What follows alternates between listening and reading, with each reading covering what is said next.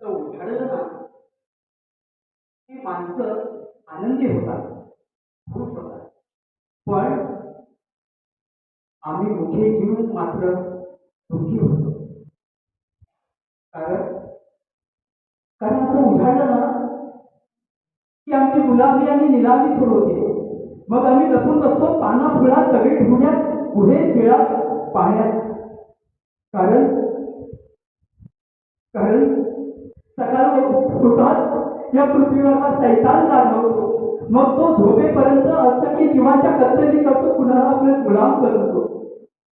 पण पण तो तेवढ्यावरती शांत बसत नाही हा. पण तो तेवढ्यावरती शांत बसत नाही. आमचं दुःख आमच्या वेदना कदाचित ह्याला ऐकून जात नसतील का? काय माहिती. त्यांचा हा पराक्रम, त्यांचा हा दिनक्रम हजारो वर्षापूर्वी असाच चालत आहे.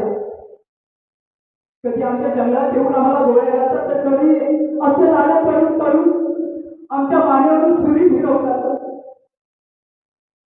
आमचा आक्रोश, आमच्या वेदना ह्याला ऐकून जात नसतील का? नाही हा.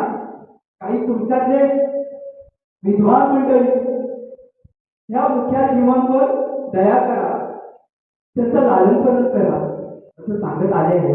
मी नाही म्हणणार नाही, पण या नियमाची तशी अंमलबजावणी झाली नाही. ती जर अंमलबजावणी जर झाली असती ना, तर मी तसा तो वाघ, तो सिंह, तो कोल्हा, तो साप आम्ही तुमच्यामध्ये येऊन फिरलो असतो. तुमच्यामध्ये राहिलो ते बुद्धिमान माणसाच्या सोबत राहिलो असतो. पण नाही. आज सकाळ होतात आमच्या मुलाची धडधड सुरू होते. कुठे कोणाचा आवाज आला तरी आम्ही गळून पडतो. फुलेराम आमच्या मानेवरून सुरी फिरवली जाते. त्यावेळी आमचे उद्गार, आमचा आक्रोश पुन्हा ऐकून जात नसेल का?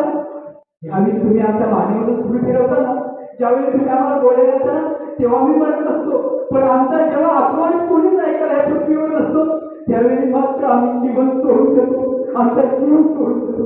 पण मानवा, लक्षात ठेव, आमच्या शरीरात येऊन आम्हाला तू गोळ्या घालून मारतोस आहे, आमचं लालन पाडून करून तो आमच्या मानवाची सुरी फिरवतोच आहे. पण लक्षात ठेव, एक दिवस असा येईल की आम्ही तुझ्या घरात येऊन